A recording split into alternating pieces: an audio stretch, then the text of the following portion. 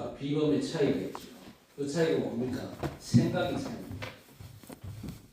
평범한 사람과 뛰어난 사람은 생각이 달라요. 생각하기가 다르다 그 말이죠.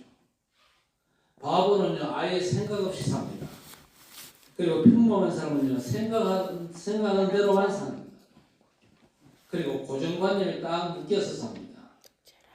그러나 뛰어난 사람은요 다르게 생각하고 다르게 살아갑니다.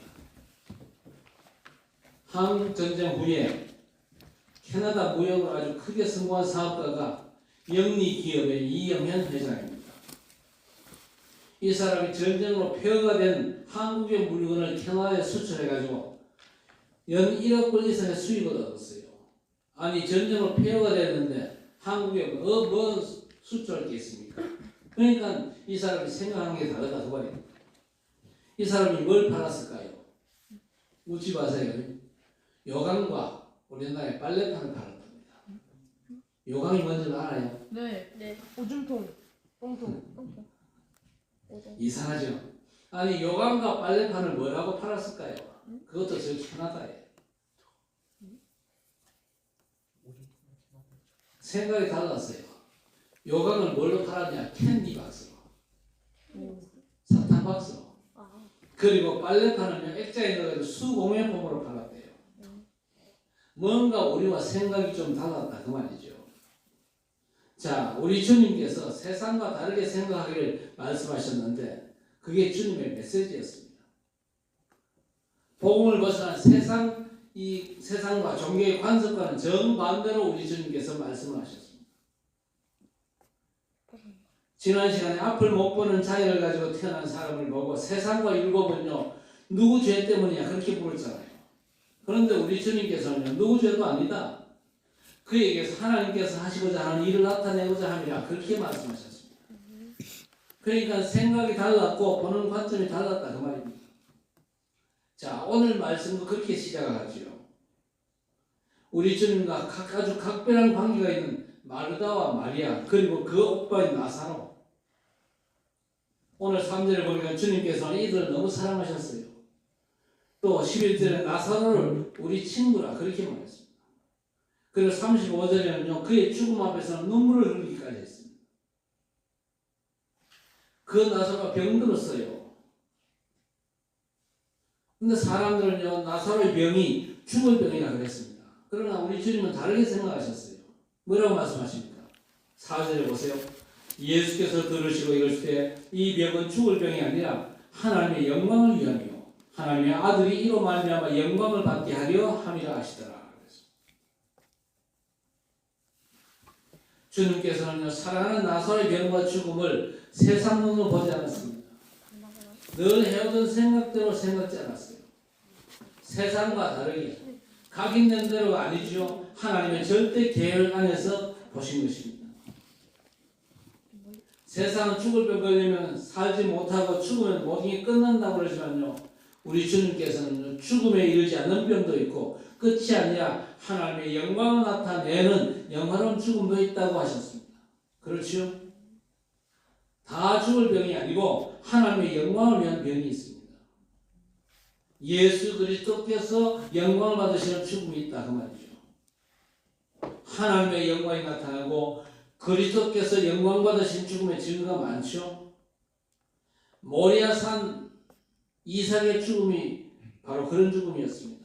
물론 죽지는 않았습니다만은요.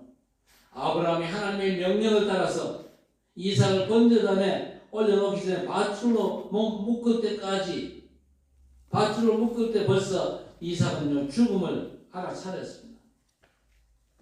그런데 자기 목숨을 번제물로 들여 가고까지 했습니다. 그렇죠? 이삭은요 나이가 그렇게 많지 않습니다. 아주 힘 좋은 그저 20대 초반 아닙니까? 아버지 아브라함은요 나이가 많습니다. 힘으로 하면요 아들이 아버지를 밀치고 도망갈 수 있습니다. 그런데 이삭은요 도망가지 않고 순순히 묶였습니다. 묶여가지고 번제단 위에 올려졌잖아요. 죽음을 각오하고 있었는데 우리 하나님께서 이삭 대신 누구를? 이삭 대신 순양을 그래서 이삭이 그 상황에서 아주 중대한 사실을 깨닫게 되죠. 자기를 대신해서 죽은 그 순양을 통해서 뭘 깨닫게 됩니까? 이 땅에 오실 구원자 메시아, 그분을 알게 되는 것이죠. 인류의 죄를 대속하기 위해서 이 땅에 오시고 죽으실 메시아 그리스도를 그 모리아산 제단에서 바라보게 된 것입니다. 죽음으로 오실 그리스도의 영광을 미리 바라본 것이지요. 그리고 우리 주님께서 우리 대신해서 죽으신 십자가 죽음은요, 하나님의 미리 정하신 뜻을 이루기 위한 죽음, 그리고 하나님의 영광을 되찾은 죽음이었습니다. 또 오직의 복음을 증거하다가 돌 맞아 죽은 중직자 스데반의 죽음 역시 예수 그리스도의 영광을 드러내는 그런 죽음이었습니다. 스데반은 죽음 앞에서도 하나님의 영광을 보며 하나님 보좌 우편에 서신 우리 주님을 온전히 바라보았습니다. 그런 스데반의 성경은요, 죽었다 하지 않고 잔이라 그랬습니다. 스데반의 죽음은요, 하나님의 영광을 위한 죽음이었습니다.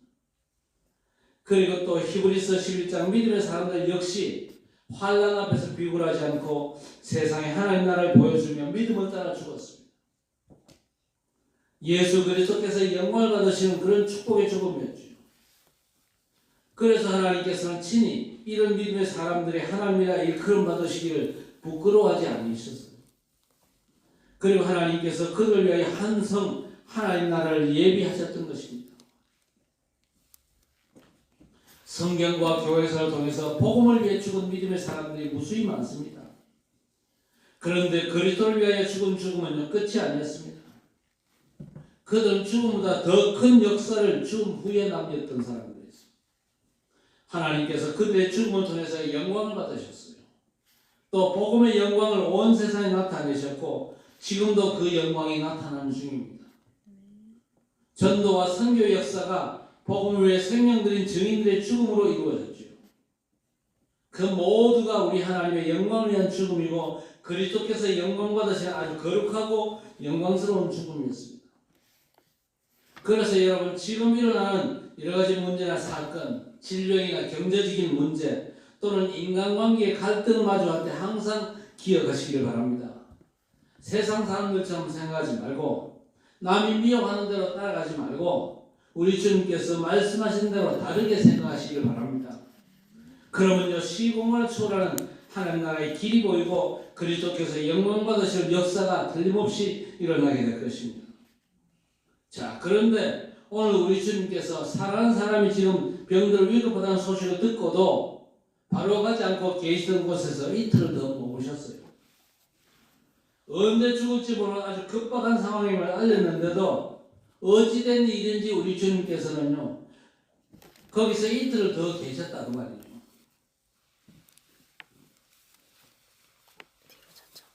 나사로가 병들었다는 소식을 전한 마르다 마리아에게는요 한시가 사실 급하잖아요. 그런데 우리 주님께는요 달리 어떤 특별한 사정이나 일이 있었던 거 아닌 것 같아요. 그런데도 이틀을 더 지체하셨어요. 빨리 가지 않고. 그런데 이틀을 지체하신 우리 주님의 행동은요 마르다나 마리아에게 원망을 불러왔습니다. 나중에 주님을 만났을 때 둘 다 똑같은 말로 섭섭함을 표현했잖아요. 그렇죠? 그래서 21절과 32절에 주께서 여기 계셨더라면 내 오라비가 죽지 아니하였겠나이다. 사실 우리가 살면서 원망도 많은 부분이 이런 데서 나옵니다. 1분 1초가 급한데 우리 하나님은요 기별조차 보이지 않아. 당장 이 문제를 해결해야 되는데 하나님은 아무런 관심이 없는 같이 보여요. 믿음이 좋다는 사람들조차도 쏙도 모르고 하나님의 계획이 있을 것이니 기도하면서 기다리라 그렇게 말하잖아요. 자기 일이 아니니까 속편하게 아무 말이나 내뱉는 듯한 괜한 짜증이 나잖아요. 이런 원망이 내 뜻대로 그리고 속히 뭔가 되지 않으면 저절로 나잖아요. 왜 우리 주님께서는 사랑하는 자의 급한 사정을 듣고도 이틀 동안이나 더 지체하셨을까요? 여러분 우리 주님께서 지체한 이 시간은요 하나님의 영광을 준비하는 우리 주님의 시간표였습니다. 그리스도의 지체함은요 하나님의 영광을 위해서 우리 모두를 준비시키는 시간입니다. 하나님의 시간이 우리 보기에는 느린 것 같지만요, 가장 정확한 거예요. 시간에 매이는 우리의 시간과는 영원하신 하나님의 시간은 분명히 다릅니다. 우리는 눈앞의 것이 전부인 것처럼 안절부절하지만요, 하나님은 영원 안에서 우리와 우리의 일들을 보시거든요. 결국에 가장 좋은 것들을 가장 적절한 때에 나타내야 하시는 겁니다. 하나님께서는요, 가장 정확한 때를 보시고 우리의 때를 조절하시는 겁니다. 하나님께서는 하나님의 영원 안에서 우리를 기다려주신 분입니다. 우리가 하나님의 것을 온전히 받아 누리기에 충분할 때까지 모든 상황과 여건을 고르게 하시면서 때를 기다리시는 겁니다. 자, 그런데 아브라함은요, 하나님의 약속을 기다리지 못했어요. 마누라 사라의 말을 듣고 세상 방식을 따라갔다가 86세에 이방 여인 하갈을 맞아 아들 이스마엘을 낳았죠. 그건 하나님의 뜻이 아니었죠. 하나님께서 언약하신 때가 분명히 있잖아요. 그런데 그 때를 기다리지 못하고 세상 방식으로 뭔가 자기 뜻을 이루고자 한 인본주의와 불신앙의 결과였습니다. 그런데도 하나님께서는 아브라함에게 언약의 아들 이삭을 낳을 것을 미리 알려주셨어요. 알려주셨는데 당장 아들 주지 않고 시간을 지체하셨어요. 아브라함이 불신앙에서 믿음으로 돌아서기까지 13년이라는 세월을 더 기다리신 겁니다. 하나님께서는요, 뭔가 기다리는 시간을 두십니다. 우리가 뭔가 믿음이 준비될 때까지 하나님이 기다리신다니까요. 애굽 노예살이 하던 이스라엘 백성들이 해방받았잖아요. 가나안을 정복할 준비가 될 때까지 무려 40년이라고 긴 시간 동안 광야에서 준비시키셨던 우리 하나님이십니다. 이스라엘은 하나님의 때가 될 때까지 언약궤를 모시고 저 성막을 중심으로 해서 생활하면서 광야에서 기다려야 됐어요. 하나님의 지체는 이유가 없는 지체가 없습니다. 분명한 이유가 있기 때문에 하나님께서 응답을 지체하시는 거예요. 기독교를 받게 하는 로마 제국이 복음화될 때까지 하나님의 사람들은요, 저 포악한 로마 열 황제에 의해서 무수한 순교비를 허리합니다. 그러면서도 끝까지 오직 예수 그리스도의 복음을 위해서 생명을 건 신앙생활을 했습니다. 시간표에 의한 250년 만에 박해자 로마가 복음 앞에 무릎을 꿇습니다. 성삼위 하나님께서는요, 영원 속에서 쉬지 않으십니다. 그 뜻을 이루시기 위해서 분명히 일하고 계시는 분입니다. 우리 주님은요, 이걸 아시고 내 아버지께서 이제까지 일하시니 나도 일한다, 그렇게 말씀하셨습니다. 여러분, 기도의 비밀이 3언약 아닙니까? 주님 가르치신 기도의 내용입니다. 그리스도와 하나님 나라의 일과 오직 성령입니다. 이런 것은 138의 중요한 언약 아닙니까? 그리고 기도의 방법 3가지. 뭐라고 생각합니까? 누림과 기다림과 도전입니다. 모든 문제를 해결하신 그리스도께서 지금 우리와 함께 하시면 누리는 것이 기도입니다. 누리면서 하나님 나라의 일이 응답으로 나타날까지 기다리는 것이 방법이죠. 그리고 하나님의 응답이 보이면요, 절대 불가능한, 절대 가능하게 하시는 그리스도의 이름으로 도전하는 것이 기도입니다. 그리고 기도의 비밀은요, 내게 맞추는 게 아닙니다. 하나님의 시간표에 맞추는 것이 진정한 기도 응답받는 비밀입니다. 그래서 우리는요, 언약 잡고 24 기도하며 하나님 나라가 임하기를 기다리고 내 체질과 세상 방식에 도전하는 것이 기도입니다. 우리 주님께서 급한 사정을 알고도 이틀을 더 지체하신 이유가 바로 여기에 있습니다. 그런데 마르다와 마리아 그리고 나사로 집에 모인 조문객들은 모두가 이걸 몰랐어요. 그저 우리 주님께서 빨리 오시기만을 기다린 것입니다. 주님께서 오시기만 하면 다 된다고 생각하고 아무것도 하지 않았어요. 그러다가 정작 우리 주님께서 오시니까 제일 먼저 한 말과 행동이 뭡니까? 전부 다가 원망이요 서운함이었습니다. 많은 교인도 그렇잖아요. 내 소원하는 대로 내 기도하는 거 안 되면요, 포기하고 원망과 불신앙이 자꾸 나오잖아요. 이 사람들의 말은 원망이 지금 떨어 있습니다. 우리 주님의 물음에 하는 대답은요, 믿음이 아니었죠. 오늘의 믿음을 보여야 될 것인데 믿음이 아닌 막연한 내 생각을 뱉어낼 뿐이었습니다. 그들 모두가 그리스도를 누리며 기다리지를 못한 것이죠. 하나님의 영광과 그리스도의 영광을 위한 하나님의 절대 계획을 놓치고 죽음에 사로잡혀 잠들어 있었던 것입니다. 살았지만요, 사실 죽음에 잠을 자고 있었던 거예요. 살아있지만요, 죽음에 잠을 자고 있는 사람들이 교회 안에 적지 않거든요. 죽음의 잠에서 깨어나야 될 것입니다. 자, 그리고 우리 주님께서는요, 이틀을 지체하는 동안에 나사로가 죽었다는 사실을 아셨습니다. 우리 주님께서는 마치 나사로가 죽을 때까지 기다리신 것처럼 죽음을 아시고 제자들에게 말씀하십니다. 11절에 우리 친구 나사로가 잠들었도다. 그러나 내가 깨우러 가노라 하셨습니다. 우리 주님은요, 나사로가 죽었다는 걸 아시고는요, 죽었다 하지 않고 잠들었다 그랬어요. 그러나 제자들은 진짜 잠자는 자를 깨우러 가자는 줄 알았어요. 그래서 8절에 얼마 전까지 유대인들이 돌로 우리를 치려고 했는데 거기로 다시 간단 말입니까? 그렇게 항의하잖아요. 그러니까 주님께서 밝히 말씀하십니다. 14절에 나사로가 죽었느니라. 우리 주님께서는요, 죽은 자를 잔다 그렇게 하시고는요, 깨우러 가자 그렇게 말씀하셨습니다. 여러분, 우리 주님 예수 그리스도에게는 죽음이 끝이 아닙니다. 깨어날 잠과 같은 거예요. 그렇지요? 그래서 죽음의 잠을 깨우러 가자고 하신 겁니다. 그러나 제자들은요, 얼마 전에 돌로 치려고 하는 유대인들 생각하면서 죽음을 두려워가지고 가지 않으려고 그렇게 하죠.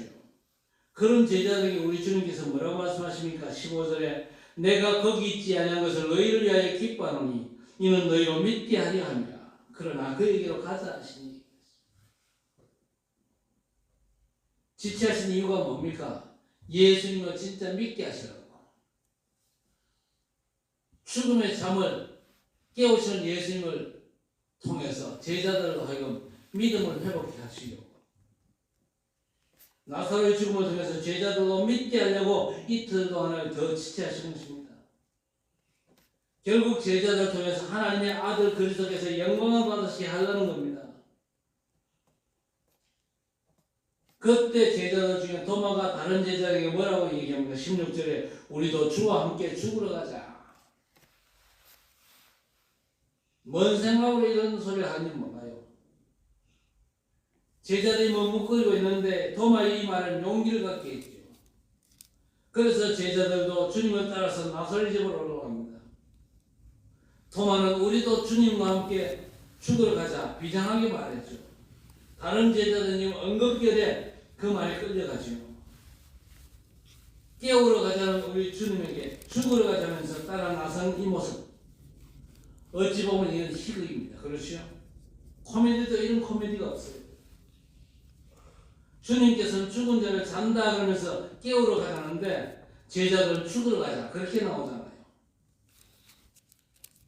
그러니까 제자들 아직 죽음의 잠에서 깨어나지 못한 겁니다. 그래서 아주 비장한 마음으로 어마어마한 결단을 한 것처럼 우리도 주와 함께 죽으러 가자 그렇게 지금 나오는 것입니다. 아마 우리 주님께서 제자들의 이런 모습을 보시고 속으로 얼마나 웃었을까요? 분명한 것은 뭐냐? 우리 주님에게 죽음은요 절대 힘을 쓰지를 못합니다. 예수 그리스도께서는요 사망의 권세를 꺾은 부활이요 그리고 죽음을 이기는 생명이기 때문입니다. 그래서 25절에서 26절에 예수께서 이르시되 나는 부활이요 생명이니 나를 믿는 자는 죽어도 살겠고 무릇 살아서 나를 믿는 자는 영원히 죽지 아니하리니 이것을 내가 믿느냐 그렇게 물었습니다. 성경은요 죽음을 죄의 삭시라 죄의 결과라 그렇게 말씀하고 있죠. 그래서 죄가 없으면 죽음도 없습니다. 안타깝게 죄로 인해서 사망이 우리 가운데 왔는데 사망의 원인 죄 문제를 해결하면 사망의 법에 얽매이지 않는 그리스도 안에서 생명의 자유를 얻게 되는 것입니다. 그러나 죄가 있는 인생은 정확히는요 자기와 상관없이 주어진 죄 아닙니까? 원죄로 인해서 죄인된 우리 인생은요 누구나 죄의 문제를 해결받아야 되는 거예요. 원죄라고 하는 사단의 함정과 올무 틀에서 빠져나와야 됩니다. 해적선에서 탈출해야 되는 거예요. 해적선에 그대로 있는 한 사단과 죄와 사망의 법 그리고 지옥의 저주 운명의 법에서 절대 벗어나지 못하는 겁니다. 그러면요 원치 않는 저주와 재앙이 끊임없이 밀어닥칩니다. 그야말로 고통의 삶, 죽음보다 못한 저주 인생으로 끝나지 않습니다. 영원한 넷의 지옥까지 가게 되는 것이죠. 자, 그런데 우리 하나님께서 이 끔찍하고 무시무시한 죄 문제를 해결하기 위해서 메시아 그리스도를 보내시겠다고 언약하셨어요. 창세기 3장 15절에 여자의 후손이 뱀의 머리를 상하게 할 것이다. 출애굽기 3장 18절에 흠없는 순양의 피제사 드려라. 이사야 7장 14절에 처녀가 잉태하여 아들 낳을 것이요 그 이름은 임마누엘이라 하리라. 구약은요 하나님께서 언약하신 복음의 놀라운 약속 아닙니까?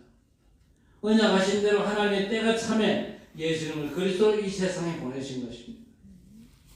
그리스도를 십자가 죽음으로 죄의 삭신 죽음의 대가를 지불케 하시고 죄 문제를 해결하신 것입니다. 그래서 그리스도이신 주님께서 분명히 선언하십니다. 나는 부활이요 생명이 나를 믿는 자는 죽어도 살겠고 무릇 살아서 나를 믿는 자는 영원히 죽지 아니하리니 이것을 내가 믿느냐. 예수 그리스도께서 십자가를 지시고 우리 죄를 사하기 위해 우리의 대속제물 되셨습니다. 우리의 모든 죄를 십자가에서 다 감당하시고 대신하셨습니다. 우리 죄와 허물로 우리 주님께서 죽음 당하시고 무덤에 갇히셨지요. 그러나 그 무덤조차도 우리 주님을 가둘 수가 없는 것입니다. 죽음이 주님을 이길 수 없어요. 우리 주님께서 그리스도로서 사망 권세를 깨뜨리고 죽음을 이기고 부활하셨습니다. 그리고 우리의 영원한 생명이 되셨죠. 그래서 누구든지 이 예수님을 그리스도로 믿으면 그리스도를 영접하면 하나님의 구원을 받습니다. 영접하는 자 곧 그 이름을 믿는 자들에게는 하나님의 자녀가 되는 권세를 주셨습니다. 로마서 10장 9절 이하에 내가 만일 내 입으로 예수를 주로 시인하며 또 하나님께서 그를 죽은 자 가운데 살리신 것을 내 마음에 믿으면 구원을 받으리라. 사람이 마음으로 믿어 의에 이르고 입으로 시인하여 구원에 이르느니라. 성경이 이르되 누구든지 그를 믿는 자는 부끄러움을 당하지 아니하리라 하니 유대인이나 헬라인이나 차별이 없음이라 한 분이신 주께서 모든 사람의 주가 되사 그를 부르는 모든 사람에게 부여하시도다. 누구든지 주의 이름을 부르는 자는 구원을 받으리라 하였습니다.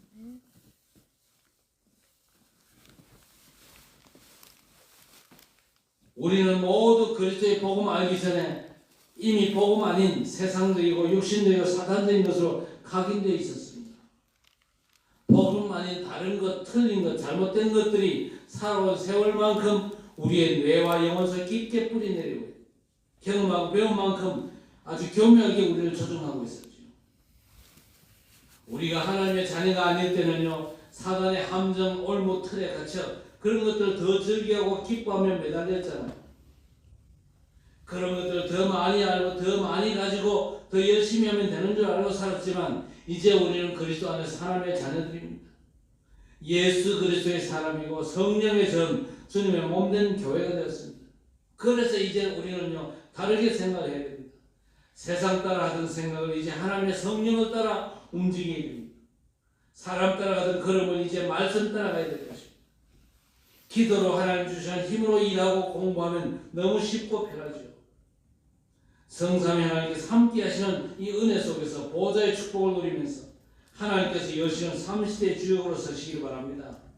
시공간을 초월하는 기도의 힘으로 흑암의 망대를 무너뜨리고 무너지지 않는 2, 3, 7, 5천 종족과 구대와 렘넌트 살리는 플랫폼, 파수망대, 안테나의 절대 망대세운 파수꾼으로 승리하시기를 우리 주님의 이름으로 간절히 축원합니다.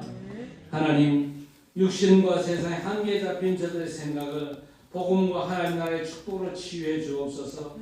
삶의 모든 것들을 하나님의 영광을 위한 눈으로 보게 하시고 절망과 죽음의 문제를 할지라도 그 절대 불가를 해결하신 그리스도 안에서 절대 가능의 축복을 누리며 복음 아닌 세상적이고 육신적인 각인들이 정리되어 그리스도의 비밀만을 누리고 보좌의 능력으로 죽음의 잠을 깨우시는 그리스도 재창조의 역사를 체험하고 그 놀라운 역사에 동참하는 주의 백성들이 되게 해 주옵소서. 부활이요 생명 되신 주 예수 그리스도 안에서 응답받고 받은 응답의 증거 가지고 복음을 지키는 모든 현장 살면 하나님께서 기뻐하시는 전도자의 삶을 주의 백성이 감당할 수 있도록 은혜를 입혀 주옵소서. 예수님의 이름으로 간절히 기도드리옵나이다.